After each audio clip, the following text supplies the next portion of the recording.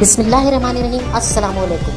AQ global channel की तेज़ तरीन, मुस्तनिद तरीन और ताज़ा तरीन खबरों के साथ हाजिर खिदमत।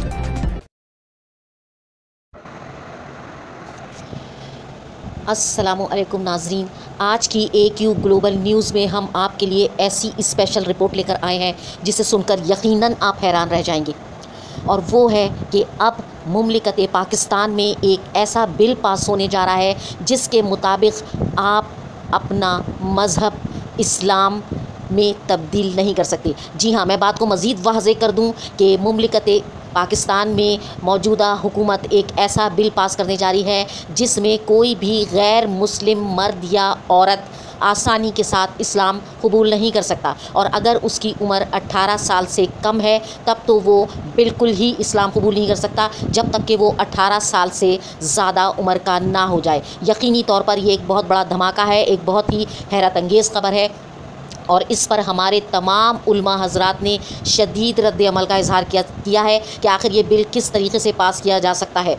और याद होगा आपको कि इससे पहले एक बिल पास हुआ था जिसमें माँ बाप अपने 18 साल से कम उम्र बच्चों को ना डांट सकते थे, ना रोक टोक सकते थे, ना उन्हें किसी भी अमल करने से आगे बढ़कर उन्हें रोकने की कोशिश कर सकते थे। तो फिर अब ये क्या है कि जब एक 18 साल से कम उम्र लड़का या लड़की इस्लाम कबूल करने की कोशिश कर रहा है तो आप उसे कैसे रोक सकते हैं। आइए इस बिल की तफसीलात बताते हैं। इस बिल का सबसे पहला नुक्ता यह है कि 18 साल से कम उम्र का लड़का या लड़की इस्लाम कबूल नहीं कर सकता। इसका दूसरा नुक्ता यह है कि अगर 18 साल से ज़्यादा उम्र का कोई लड़का या लड़की या मर्द या औरत इस्लाम कबूल करना चाहते हैं तो उन्हें सबसे पहले अपने इलाके के एडिशनल सेशन जज के पास जाना होगा। वहां जाके उनको एक दरख्वास्त देनी होगी।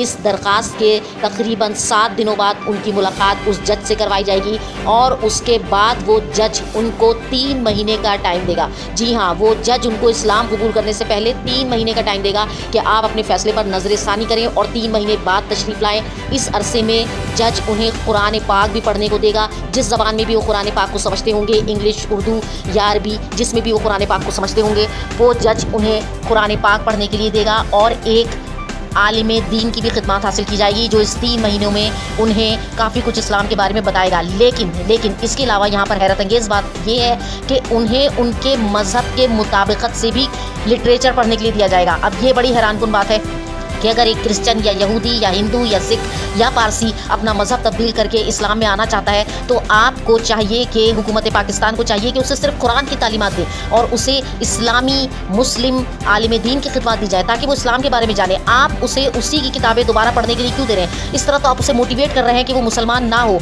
यानी कि वो अपने ही मज़हब की किताबें दोबारा पढ़ के दोबारा अपने मज़हब की जानिब लौट जाए और उसे जो अल्लाह ने हिदायत दी है वो उसकी तरफ ना आए। ये बहुत हैरानकुन बात है। बहरहाल 3 महीने तक ऐसा होगा। 3 महीने बाद जब वो मर्द या औरत दोबारा उस जज की खिदमत में हाजिर होंगे और कहेंगे कि हम अब भी अपना मज़हब तब्दील करना चाहते हैं, तो फिर जज उनसे दोबारा पूछेगा कि आप पे किसी किस्म का दबाव या ज़बरदस्ती या किसी किस्म की मारपीट तो नहीं है। उसके बाद वो कहेंगे कि नहीं, हम अपनी मर्ज़ी से इस्लाम कबूल करना चाहते हैं, तब जाके कहीं जज उन्हें इस्लाम कबूल करने की इजाज़त देगा। पहले तो लोग लम्हों में आते थे, कलमा पढ़ते थे, नबी करीम सल्लल्लाहु अलैहि वसल्लम की नबूवत का एतराफ़ करते थे, उन्हें आखिरी दमीब बांधते थे और मुसलमान हो जाते थे। लेकिन ये हुकूमत पाकिस्तान में क्या होने जा रहा है, ये कौन सा बिल पास होने जा रहा है, और हम हैरान हैं कि हुकूमत पाकिस्तान के अंदर इस किस्म के बिल ला कौन रहा है और इन्हें पास करने की ज़रूरत कैसे की जा रही है कि अगर एक मर्द या औरत मुसलमान होने का फ़ैसला कर लेता है, अल्लाह ताला उसे हिदायत दे देता है, तो फिर आप कौन हैं इस सारे अमल के अंदर उसे 3-4 महीने के लिए रोकने वाले। और फिर ये भी एक बहुत ही अफसोसनाक और शर्मनाक बात है कि अगर 18 साल का एक बच्चा या बच्ची या लड़का या लड़की इस्लाम कबूल करना चाहता है तो आप उसे इसकी इजाज़त क्यों नहीं दे रहे हैं कि वो इस्लाम कबूल करे? आप उसे कैसे रोक सकते हैं? यकीनी तौर पर ये एक बहुत ही चौंका देने वाली रिपोर्ट है, एक बहुत ही हैरान कर देने वाला अमल है, और हम हैरान हैं कि हुकूमत पाकिस्तान में ये क्या होने जा रहा है।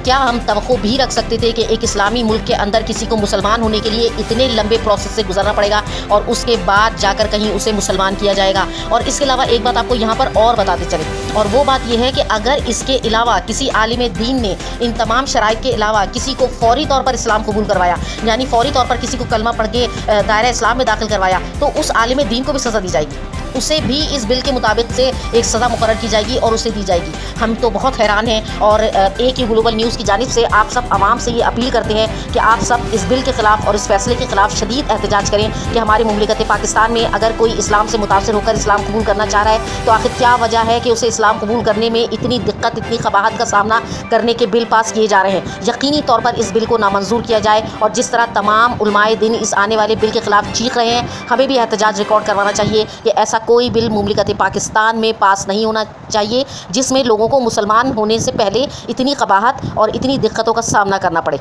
इस वक्त AQ ग्लोबल न्यूज़ में बस इतना ही। जुड़े रहिए ताज़ा तरीन खबरें जानने के लिए।